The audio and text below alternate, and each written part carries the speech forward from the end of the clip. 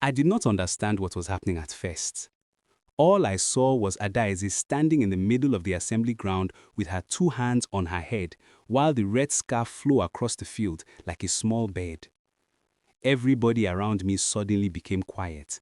Even the noise from the junior students stopped. I heard someone beside me say in a shaky voice that her head was burnt. I was still trying to make sense of it when Adaeze turned around slowly with tears in her eyes. That was the moment something inside me broke. I wanted to run to her and block everybody from staring at her, but my legs felt heavy. Then the teacher shouted that all students should keep standing still. That was when everything scattered inside my mind and the whole day started to spin like a wheel. Let me go back a bit so you will understand how we reached that moment. My name is Chika, and Adaeze has been my seatmate since first term.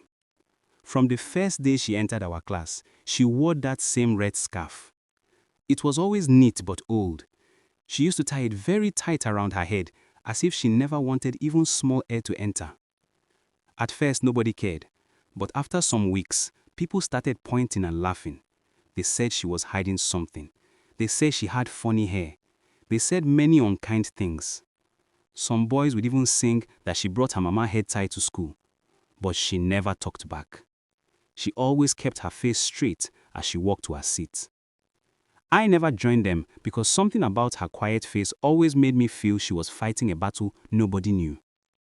She did not talk much, but anytime she looked at me, her eyes looked tired, like someone who had carried heavy load for a long time. Sometimes I wanted to ask her why she always wore the scarf, but I did not want her to think I was like the others. One day, break time came, and Adaeze was sitting alone, eating her food slowly, when Amara, the girl that always wanted attention, brought her phone out. She told some boys that she wanted to record Adaeze removing the scarf, that she would catch her secret and show everybody. When I heard it, I felt something move inside my chest. Before I could reach them, Adaeze already saw what Amara was trying to do. She jumped up and ran behind the school building. Amara laughed and said she would catch her one day. After that day, Adaeze started coming to school looking more worried. She would hold the scarf like she was afraid it would disappear. I could tell she did not feel safe anymore, but she still kept coming to school every day. Now, as I stood in the assembly ground, watching her scarf fly away and watching everybody stare at the scar on her head, I understood everything at once. The teasing, the fear, the way she always tied the scarf tight. And I knew my life was about to change because of that red scarf and the girl who never stopped walking with her head up, even when the whole school was laughing. After the assembly that morning, everything in school felt strange. The bell rang, but nobody rushed to class the way they used to. People were whispering in small groups. Some were pretending to talk about something else, but I knew they were talking about Adaeze. When I reached our classroom, she was not there. Her table was empty. Her bag was still on the floor where she left it before assembly. I sat down slowly, feeling like the seat beside me had become heavier than usual, like it was carrying her sadness. The teacher entered the class and tried to teach, but everybody's mind was far away. Even she kept looking at the door, as if she was expecting Adaeze to walk in. When the teacher finally left the classroom, the whole place exploded into noise. Some girls were arguing about how the scar looked. Some boys were saying they did not know it was that serious. Even Amara was quiet for once, staring at her desk and touching her phone, like she did not know what to do with it anymore. I stood up and walked outside to look for Adaeze. I checked the tap area.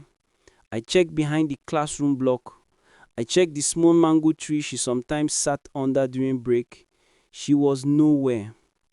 The only place left was the staff room. My heart was beating fast as I walked there. I did not know if I should enter, but before I reached the door, I saw her mother coming out of the principal's office. She was holding Adaeze's hand and walking slowly, guiding her like she was still a small child. Adaeze's other hand was holding the scarf muesli. Her eyes looked red, not only from crying, but from shame that she did not deserve. I stepped aside as they passed. When she saw me, she stopped for a moment. She looked at me the way someone looks at a person they trust, but are too tired to speak to. Her mother squeezed her shoulder gently and told her to keep walking. As they left the school compound, I stood there feeling like someone had tied a rope around my chest. I wanted to run after her. I wanted to tell her that she did nothing wrong. I wanted to tell her that her scar did not change who she was. But I could not move. I just watched until they reached the gate and disappeared into the busy road outside. The rest of the school day felt useless. Nobody wanted to talk to me because they knew I sat beside her. Some even looked at me like I knew the whole story and kept it from them. When the closing bell rang, I picked my bag and started walking slowly home. My street was noisy as usual. Children shouting and playing football. But I did not join them.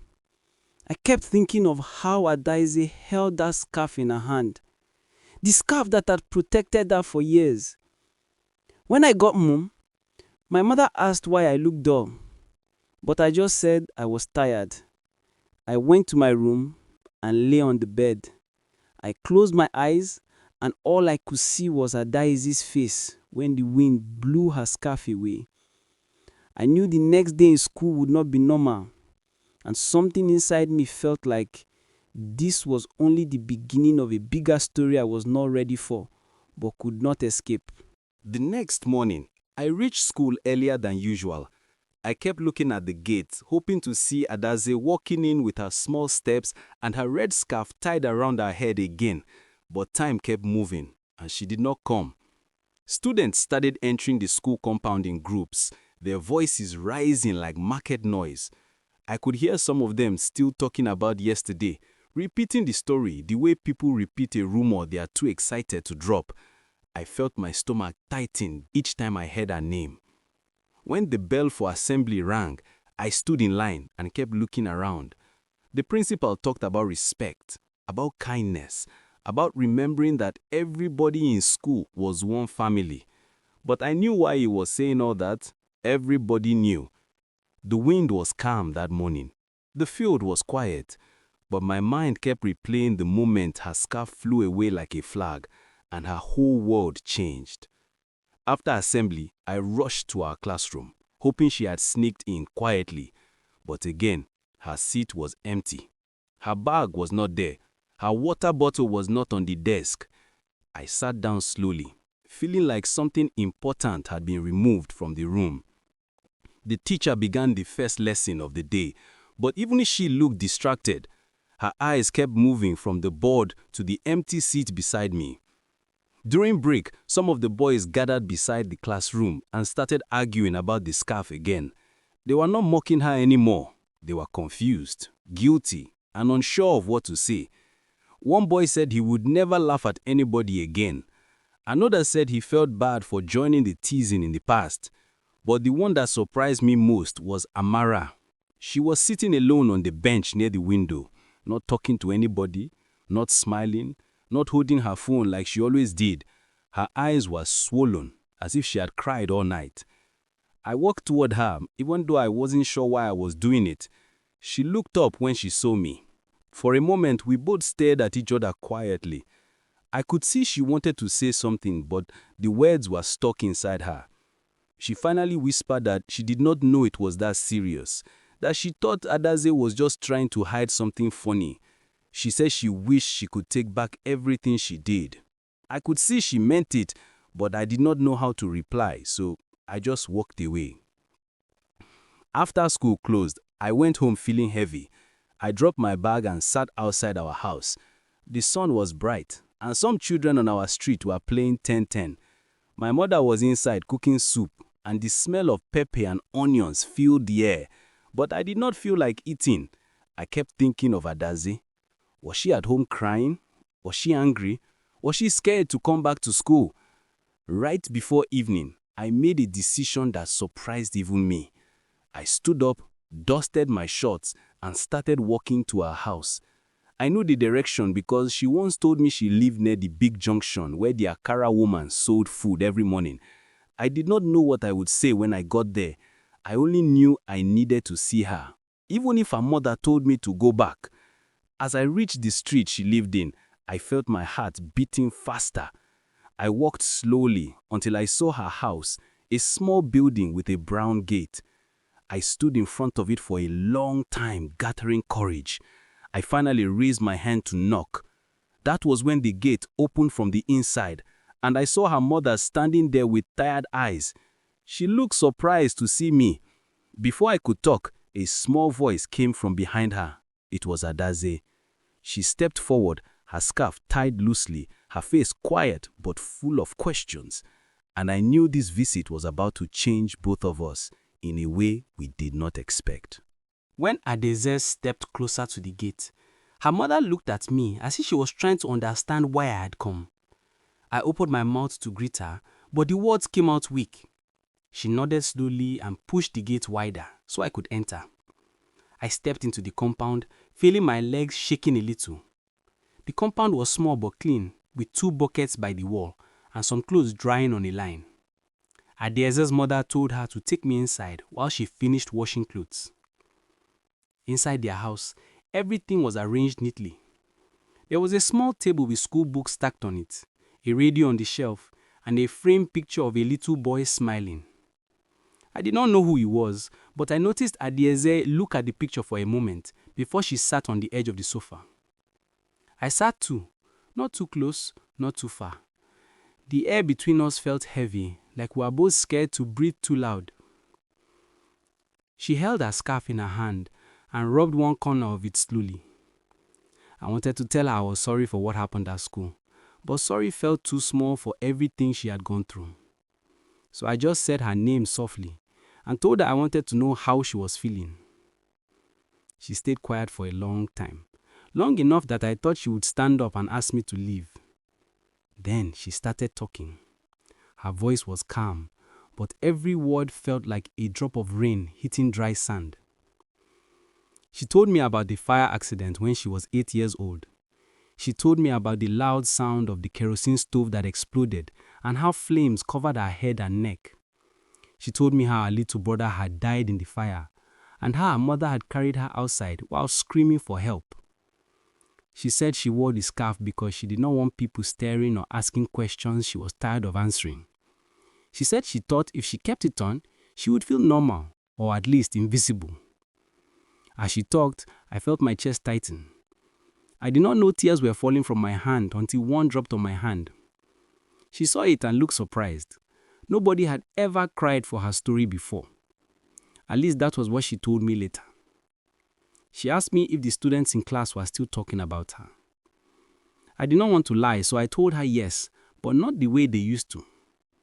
I told her many felt guilty. I told her Amara had cried.